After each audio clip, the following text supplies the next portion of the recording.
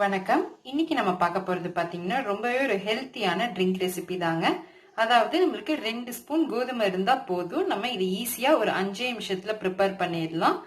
அது மட்டும் இல்லாம எல்லாருக்குமே ரொம்ப பிடிக்கும் கண்டிப்பா. வாங்க அது எப்படி செய்யறது அப்படின்னு பார்க்கலாம். அதுக்கு முன்னாடி நம்ம சேனலை நீங்க இன்னும் சப்ஸ்கிரைப் பண்ணலன்னா மறக்காம சப்ஸ்கிரைப் பண்ணிட்டு கூடவே இருக்க பெல் ஐக்கானை கிளிக் பண்ணிக்கோங்க. ஃபர்ஸ்ட் ஒரு கப் எடுத்துக்கோங்க. அதுல ஒரு 2 ஸ்பூன் அளவுக்கு கோதுமை மாவு போட்டுக்கலாம்.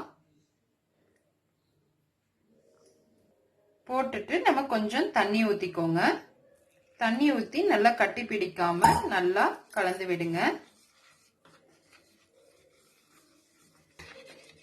இந்த 2 ஸ்பூன் அப்படிங்கிறது ஒரு 3ல இருந்து 4 பேர் தாராளமா சாப்பிடலாம். சோ இது மாதிரி நல்லா கட்டி இல்லாம கரைச்சுக்கோங்க. அடுத்து இது மாதிரி ஒரு பாத்திரத்தை வச்சுக்கோங்க. அதுல 2 டம்ளர் அளவுக்கு தண்ணி ஆட் பண்ணிக்கலாம். இப்போ இந்த தண்ணி நல்லா கொதிக்கணும். நல்லா கொதி வரட்டும். தண்ணி இப்ப நல்லா கொதிச்சிருச்சு. இது மாதிரி நல்லா கொதிச்சதுக்கு அப்புறம் நம்ம கரைச்சி வச்சிருக்க கோதுமை மாவை கூட ஆட் பண்ணிடலாம். நம்ம கொதிக்கிறதுக்கு முன்னாடி ஆட் பண்ணக்கூடாது. இது மாதிரி நல்லா கொதிச்சதுக்கு அப்புறம் தான் ஆட் பண்ணி இது மாதிரி நல்லா கிளறி விடுங்க. இது மாதிரி ஒரு 8ல இருந்து 10 நிமிஷத்துக்கு நல்லா இதே மாதிரி லோ ஃப்ளேம்ல வச்சு நல்லா கிளறி விடணும். அப்பதான் நம்ம கோதுமை மாவு நல்லா வெந்து பச்சை வாசனை எல்லாம் போகும். அப்பதான் டேஸ்டா இருக்கும். ஹை ஃப்ளேம்ல எல்லாம் வைக்க வேணாம். நீங்க லோ ஃப்ளேம்லயே வச்சு இது மாதிரி நல்லா பண்ணி விடுங்க.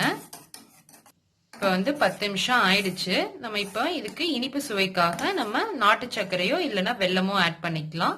அப்படி எதுவும் இல்லைன்னா நீங்க நார்மல் சுகர் கூட ஆட் பண்ணிக்கலாம். நான் இப்போ நாட்டு சர்க்கரை ஆட் பண்ணியிருக்கேன். ஆட் பண்ணிட்டு நல்லா கலந்து விடுங்க. நல்லா கரையட்டும்.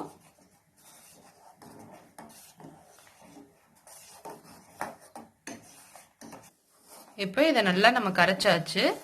இது கூட நம்ம இன்னும் கொஞ்சம் டேஸ்டா இருக்கிறதுக்காக பாசிப்பருப்பு ஒரு 2 ஸ்பூன் அளவுக்கு எடுத்து நம்ம வேக வச்சு வச்சிருக்கோம். அதை கூட சேர்த்திடலாம். நீங்க பாசிப்பருப்பு இல்லைன்னா கடலைப்பருப்பு கூட ஆட் பண்ணிக்கலாம். அதுவும் நல்லா இருக்கும்.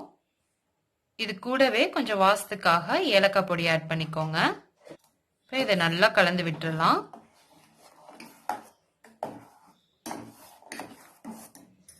அடுத்தது நம்ம நெய்ல வறுத்து வச்சிருக்க முந்திரி அதை கூட ஆட் பண்ணிடலாம்.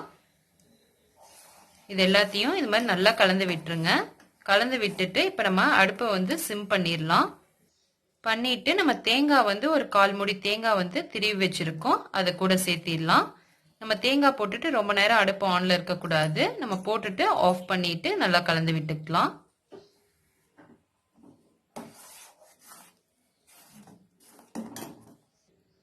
அவ்வளவுதான். இப்ப ரெடி ஆயிருச்சு. அவ்வளவுதான். நம்ம கோதுமை பாயாசம் ரெடி ஆயிருச்சு. இது நம்ம டீ காஃபிக்கு பதிலா ஆல்டர்னேட்டிவா இதை நம்ம வீக்லி 3 to 4 days நம்ம குடிச்சோம் அப்படின்னா நமக்கு ரொம்ப ஹெல்த்தியும் கூட. இது மாதிரி நீங்களும் ட்ரை பண்ணி பாருங்க. ட்ரை பண்ணி பார்த்துட்டு எப்படி இருக்குன்னு கமெண்ட்ஸ்ல சொல்லுங்க. மறக்காம நம்ம சேனலை சப்ஸ்கிரைப் பண்ணிக்கோங்க.